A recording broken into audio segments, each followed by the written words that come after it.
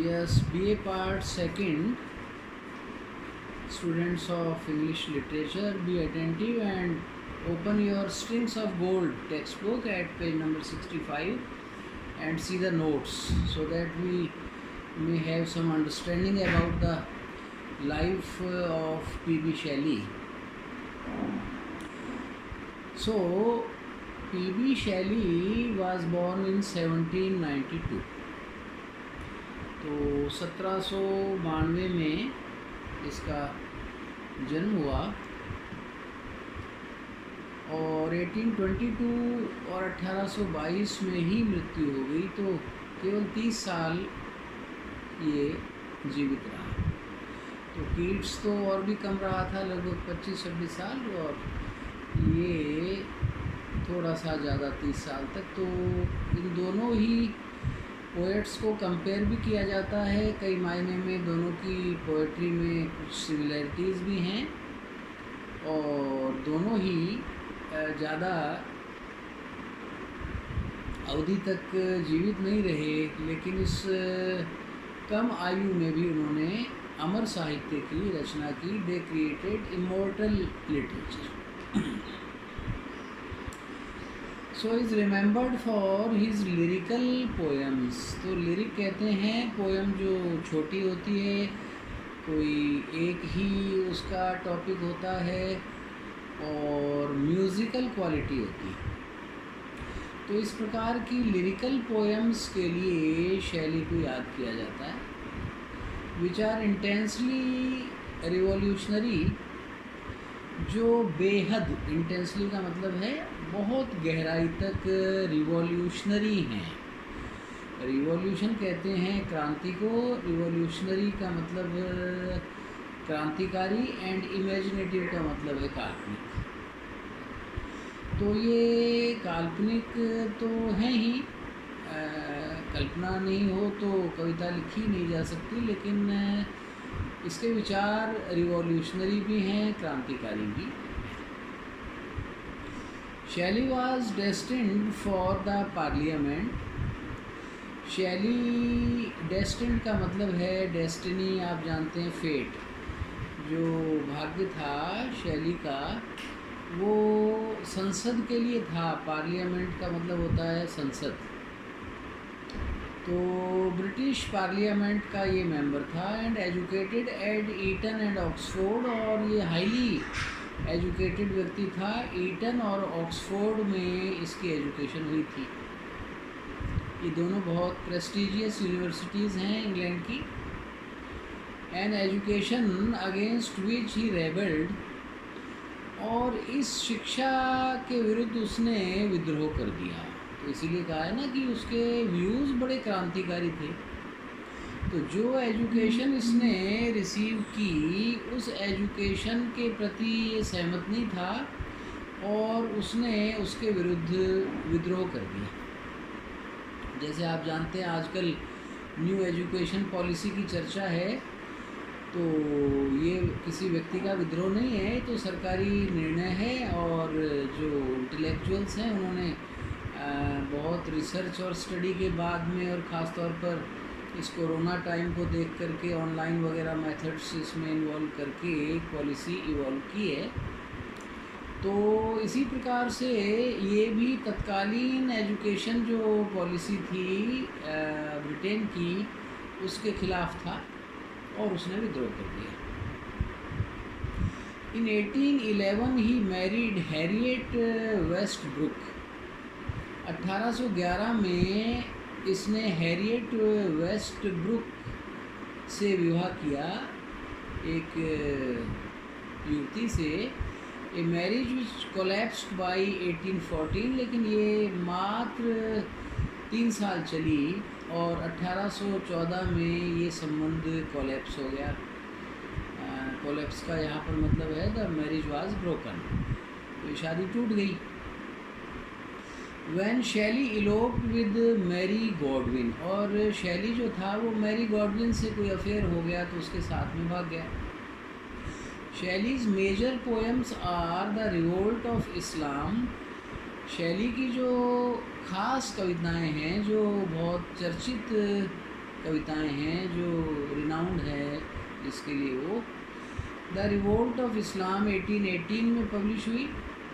The mask of anarchy 1819 में publish हुई।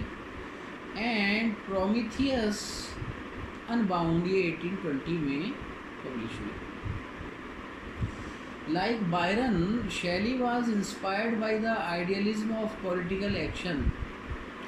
Byron के समान ये राजनीति में भी था और जो आदर्शवाद है, आइडियलिज्म ऑफ पॉलिटिकल एक्शन, राजनीतिक एक्शन का, तो उससे से ये काफ़ी इंस्पायर्ड था। क्या पॉलिटिकल एक्शन होना चाहिए और आइडियल पॉलिटिकल एक्शन किसे कहते हैं, तो ये तत्कालीन जो विचारधारा थी उससे ये काफ़ी इंस्पायर्ड था। और बायरन वो भी एक रोमांटिक पोएट है। तो आपके सेकंड ईयर में रोमांटिक पोएट्स हैं और इसके बाद जब आप थर्ड ईयर में जाएंगे तो उसके बाद वाले जो विक्टोरियन पोएट्स हैं वो आएंगे। Shelley was inspired by the idealism of political action. He died at the age of 30. वो 30 साल की अवस्था में मृत्यु हो गई by drowning in a boat accident। एक नाव पर ही सवार था, नदी में दुर्घटना हो गई और नाव पलटने से इसकी मृत्यु हो गई। This poem was written in 1819। ये कविता 1819 में लिखी गई थी। And is one of the finest of Shelley's lyrics. तो जो ओड टू वेस्ट विंड है जो आपके सिलेबस में है वो इसकी सबसे शानदार कविता है और थोड़ा सा बड़ा लिरिक है, लेकिन म्यूज़िकल क्वालिटी और बहुत सी क्वालिटीज़ हैं जो हम नेक्स्ट टाइम जब हम पोएम पढ़ेंगे, जब मैं आपको पढ़ाऊँगा इसके बाद वाले लेक्चर में, तो उसमें आपको पता भी चल जाएगा। तो ये इसकी सबसे ज़्यादा लोकप्रिय कविता है, 1819 में ये लिखी गई। रिटन इन वुड्स, वनों में लिखी गई थी, जंगलों में, नियर फ्लोरेंस। तो आप जानते हैं रोमांटिक्स का नेचर से बहुत गहरा जुड़ाव था। उस समय नेचर अपने पीक पर थी। इस आज की तरह से फॉरेस्ट वगैरह का विनाश नहीं हुआ था, डिफॉरेस्टेशन नहीं हुआ था। लगभग हर देश में बहुत अच्छी तरह से जंगल छाए हुए थे, पहाड़ियों पर घने वन थे और वहाँ उनको प्रेरणा कविताएं लिखने की मिलती थी। वर्ड्सवर्थ, कीट्स और शैली ये सारे के सारे नेचर लवर थे। तो ये कविता वहाँ बैठकर इसने वनों में लिखी, नियर फ्लोरेंस, फ्लोरेंस नाम के स्थान पर। It was compose on a day, और ये उस दिन इसकी रचना हुई when the west wind was both mild and animating. जब पश्चिम की हवा बहुत धीरे धीरे चल रही थी, एंड एनिमेटिंग का मतलब है बहुत ज़्यादा जीवंत थी, एनिमेट करने वाली थी, जीवनी शक्ति प्रदान करने वाली थी। तो आप जानते हैं, आप भी नेचर के आसपास रहते हैं, गाँव में और बांसुर के आसपास पहाड़ी क्षेत्र भी है, तो आपको पता होगा कि पश्चिम से जो हवा चलती है वो प्राय बहुत तेज़ होती है, आंधियाँ आती हैं। लेकिन उस दिन जहाँ ये जंगल में बैठा था वहाँ वेस्ट विंड बहुत ही माइल्ड थी। माइल्ड का मतलब है बहुत धीरे धीरे हल्के हल्के बह रही थी और एनिमेटिंग थी, और उसमें ऐसी जीवनी शक्ति भरी हुई थी कि ये प्रेरित होकर के उस वेस्ट विंड के नाम इसने ये पोएम लिखी। द पोएम सेलिब्रेट्स, अब सेलिब्रेट के भी कई मीनिंग होते हैं। सेलिब्रेट का ज़्यादा मीनिंग आपने जो देखा होगा वो सेलिब्रेशन से संबंधित है, समारोह मनाना, तो वो भी इसका अर्थ है।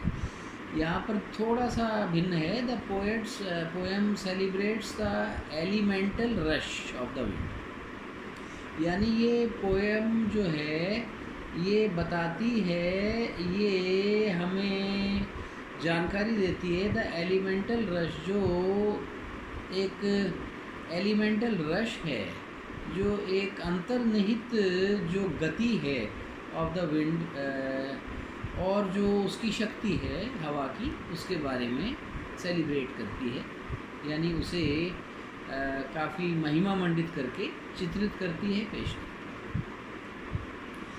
है। मेटाफर सक्सीड्स मेटाफर, मेटाफर के बाद मेटाफर इसमें इस्तेमाल किए गए हैं, एंड सिमिली फॉलो सिमिली। तो ये दो फिगर्स ऑफ स्पीच है। किसी भी लिटरेचर में कुछ अलंकार वगैरह का प्रयोग भी किया जाता है, कुछ अन्य ट्रेड्स को भी फॉलो किया जाता है, जिससे एक डिक्शन बनता है। तो सिमिली और मेटाफर इसमें बहुत दो स्ट्रॉन्ग फिगर्स हैं।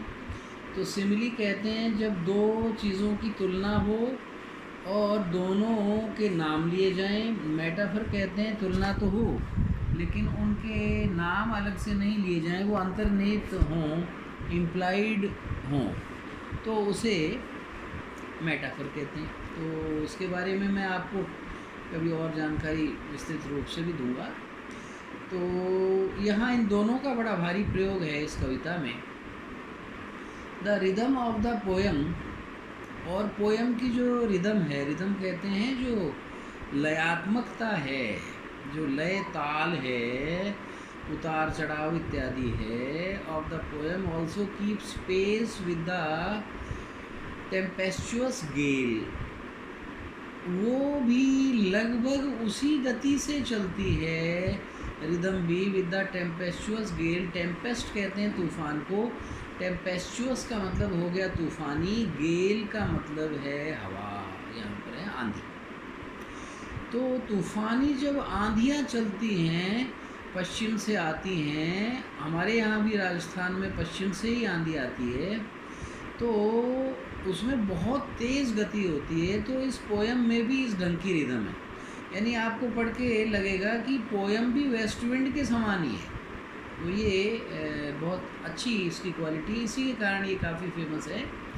तो इसमें वैसी रिदम रखी गई है जैसी रिदम प्राय देखने को हमें वेस्ट विंड्स की मिलती है। The first 3 stanzas are in praise of the west wind, और जो पहले 3 स्टेंजा हैं, जैसे आप प्रोज में पैराग्राफ कहते हो, ऐसे में कहानी में पैराग्राफ होते हैं, ऐसे पोएट्री में स्टेंजाज होते हैं। किसी स्टेंजा में 4 लाइन होती हैं, किसी में 3 होती हैं। तो इसमें जो पहले 3 स्टेंजाज हैं, are in praise of the west wind, वो पश्चिमी हवा की प्रशंसा में है। From destroyer to bringer of clouds, और डिस्ट्रॉयर का मतलब ये एक विध्वंसक शक्ति के रूप में भी चित्रित की गई है। टू ब्रिंगर ऑफ क्लाउड्स, और बादल लाने वाली रचनात्मक फोर्स के रूप में भी चित्रित है। It moves rapidly over the Mediterranean, और ये घूमती है रैपिडली, बहुत तीव्रता से, ओवर द मेडिटेरेनियन। मेडिटेरेनियन का मतलब भूगोल के विद्यार्थी जल्दी समझ जाएंगे, भूमध्य सागर। तो जहाँ पर ये कविता लिखी गई फ्लोरेंस, उसके साउथ में ही भूमध्य सागर है, टू द एटलांटिक, और फिर एटलांटिक ओशन है, वो महासागर है। तो एटलांटिक ओशन और मेडिटेरेनियन सी इनमें घूमती है, कभी भूमध्य सागर में आ जाती है, कभी एटलांटिक में आ जाती है। The next part is expressive, तो 3 स्टेंजास के बाद का जो पार्ट है, is expressive of personal anguish, वो एक्सप्रेसिव है, यानी एक्सप्रेस करता है, अभिव्यक्त करता है, ऑफ पर्सनल एंग्विश, व्यक्तिगत पीड़ा को। To be followed by hopes, लेकिन आशाएं छुपी हुई हैं, ऑफ ए हैप्पियर फ्यूचर, कि आगे आने वाला जो भविष्य है वो निश्चित रूप से प्रसन्नतादायक होगा, इसकी आशा भी छिपी हुई है। तो इस तरह की पोयम ये है। इसके बारे में हमने शैली के लाइफ के बारे में पढ़ा, थोड़ा सा पोयम के बारे में जाना। तो अब आप नेक्स्ट जब लेक्चर होगा तो आप पेज नंबर 62 से चलेंगे, और तब हम इसको लाइन बाय लाइन लेंगे और इसे मैं पढ़ाऊँगा। उससे पहले आज का होम असाइनमेंट यही है कि आप एक बार खुद पढ़ लें, और जो नोट्स में मीनिंग दे रखे हैं, ग्लॉसरी, वो देख लें, जिससे आपको थोड़ा आइडिया हो जाए। हालांकि ये थोड़ी सी टफ़ है आप लोगों के लिए, तो जब मैं पढ़ाऊँगा तभी क्लियर होगी, लेकिन एक बार आप घर पर पढ़ें, यही असाइनमेंट आपका है। Thank you, that's it.